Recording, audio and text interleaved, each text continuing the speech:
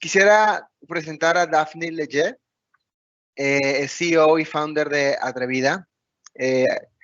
Ella es una experta en innovación, nómada mundial, trilingüe. Comenzó en Francia, pasó muchos años en los Estados Unidos y ahora tiene su sede en México. Tiene una experiencia en desarrollo internacional, un MBA de Harvard Business School y una amplia experiencia en puestos de liderazgo en entornos corporativos de empresas emergentes y en los sectores de tecnología, salud y entretenimiento. Daphne ha impartido numerosas conferencias y cursos y talleres sobre innovación. Con ustedes, Daphne. Muchas gracias por la presentación y vamos a arrancar. Vamos a hablar de la mente innovadora. Primero, quiero hacerles una pregunta importante.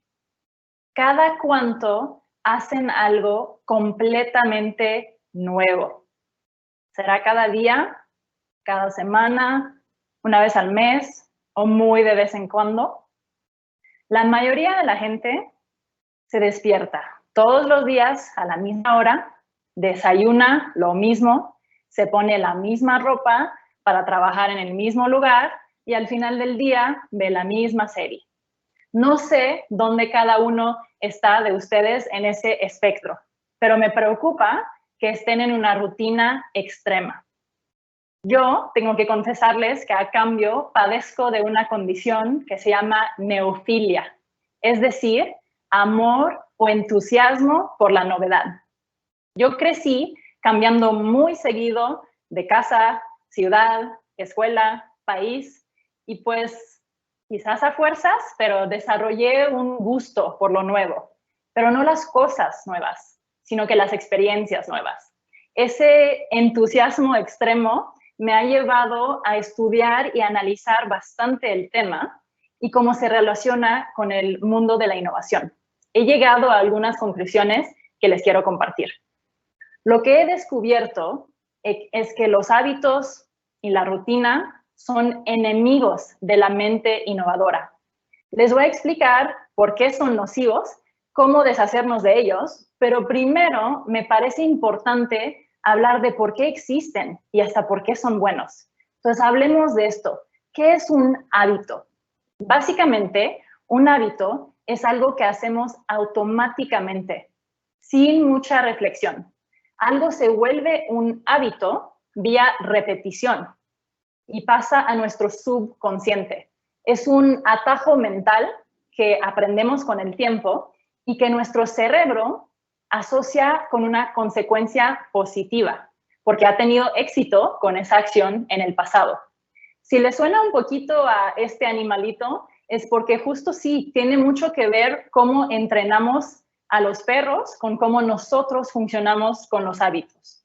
Resulta que casi la mitad de nuestras acciones voluntarias, sin tomar en cuenta las biológicas como respirar o digerir, son subconscientes, es decir, no ponemos atención en ellas, son automáticas, no estamos tomando una decisión consciente.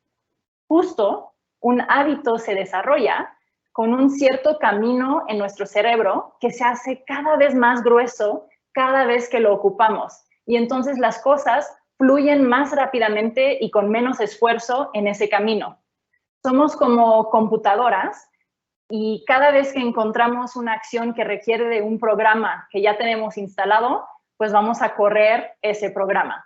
Y de hecho, cuando nos enfrentamos con una situación o una acción familiar, entonces el cerebro va a decir, ¿quieres usar esta aplicación que tengo aquí guardado en el escritorio con su atajo?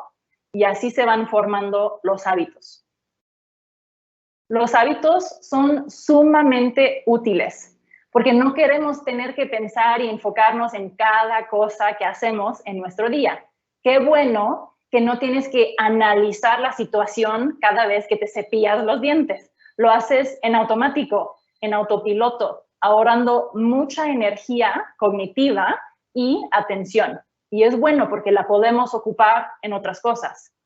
De hecho, esa habilidad de nuestras mentes de aprenderse caminos y reacciones automáticas es sumamente importante en profesiones, por ejemplo, de alto riesgo, donde necesitamos que esas personas ejecuten protocolos sin pensar 2 veces, en automático, y menos en una emergencia. Mi padre es piloto, y aunque yo no seguí en eso, yo aprendí a pilotear a los 11 años. Y les puedo decir que todo lo que se aprende en eso son protocolos, hábitos y rutinas. Hasta antes de ni siquiera meterte al avión para hacer todo el chequeo y la verificación afuera, porque pues puede ser un tema de vida o muerte. Pero también en temas más terrenales aplica.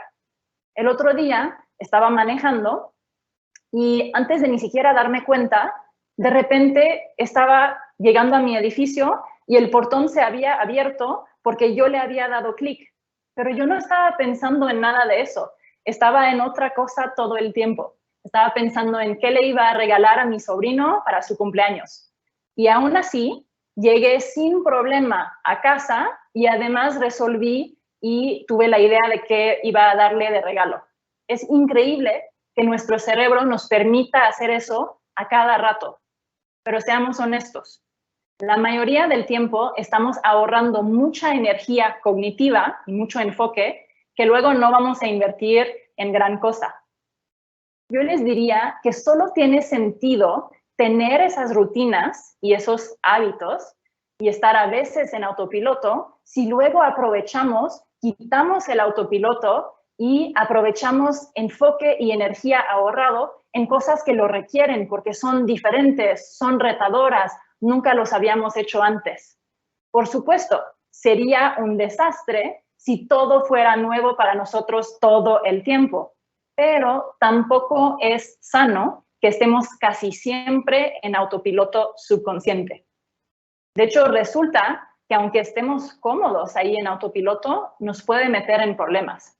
Regresando a la profesión de mi padre, resulta que las aerolíneas cambian a los pilotos de ruta a cada rato, justo para que no entren demasiado en rutina, porque han visto que es cuando pasan esos descuidos y esos errores tan peligrosos. Entonces, para combatir esos efectos de los hábitos, les ponen rutas y retos nuevos.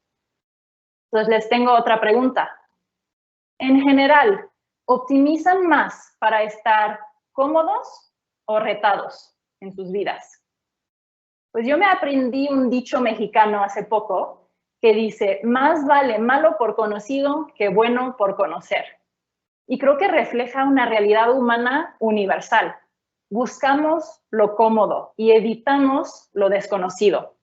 Cuando empecé a investigar este tema más a fondo con expertos en neurociencia, en psicología, me hablaban una que otra vez del cerebro flojo, brillante, pero flojo. Resulta que los hábitos, la rutina, la zona de confort nos hacen sentir cómodos y tranquilos y el cerebro reconoce esas cosas y los registra para que se vuelvan nuestra forma de trabajar o actuar de siempre. Nuestro cerebro busca el camino de menor resistencia, lo más fácil. Si vivimos algo doloroso, de hecho, va a tomar nota y evitarlo para que no vuelva a pasar. Nuestro cerebro no busca retarse, busca cómo ahorrar esfuerzo por si acaso, porque uno nunca sabe y como buen órgano de nuestro cuerpo está cuidando nuestra sobrevivencia. No tiene por qué buscar cosas nuevas ni retadoras. Entonces nos protege para que estemos cómodos. El único problema es que cuando estamos tan cómodos, pues tampoco crecemos ni nos desarrollamos, no exploramos ni descubrimos cosas nuevas sobre nosotros mismos.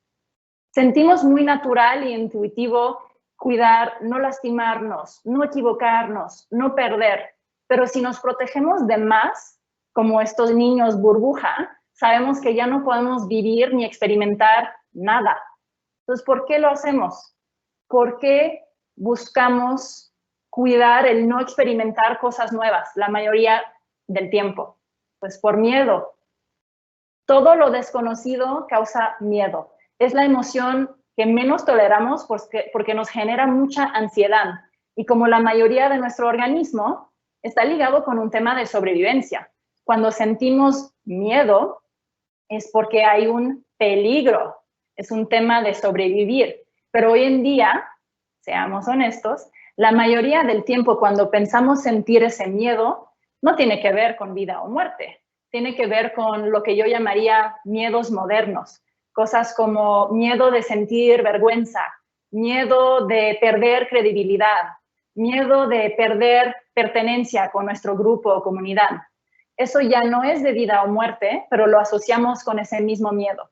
Entonces, es súper importante, la próxima vez que te sientas algún tipo de miedo, cuestiones.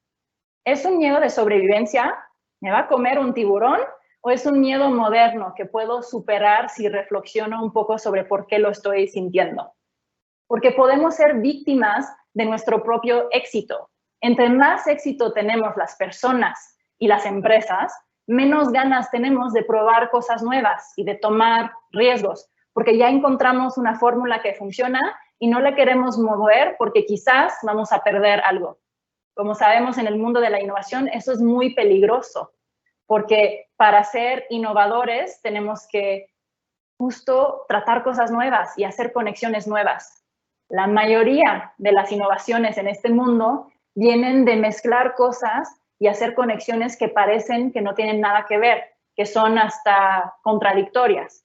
Por ejemplo, tomar una red de taxis que está subutilizada y que no está en su máximo potencial, mezclarla con el celular que está en el bolsillo de pasajeros potenciales, crea una plataforma de mucho valor para ambas partes, como lo fue Uber en su momento.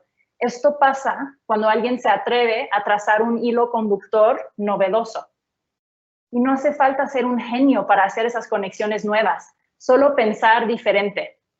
Seguro han escuchado que usamos solo el 10% de nuestro cerebro. Resulta que eso no es cierto, pero sí es cierto que no lo usamos a su máximo potencial. Resulta que los genios tienen el mismo cerebro que nosotros, solo que están haciendo conexiones que nosotros no hemos buscado hacer. Por ejemplo, un genio en matemáticas que se aprende números muy complejos y largos, utiliza la parte del cerebro que tiene que ver con espacio físico que nosotros solo usamos para buscar nuestras llaves. Otro mito que tenemos sobre el cerebro es que nacemos con una cierta cantidad de neurones y las vamos perdiendo. Resulta que desde los 90 se sabe que eso no es cierto. Más bien hay un proceso en el cual podemos generar nuevas células y conexiones siempre y cuando lo estamos fomentando. Pues espero que empiecen a ver que es muy interesante y rico hacer esas nuevas conexiones a través de nuevas experiencias. Y yo les diría, hay que hacerlo todo el tiempo, no solo a veces. Quizás piensan que eso suena a perder el enfoque. Toda la vida nos han dicho, enfócate en una cosa, domina un solo tema. Pues resulta que han hecho estudios de lo que pasa en nuestros cerebros cuando nos enfocamos en dominar algo.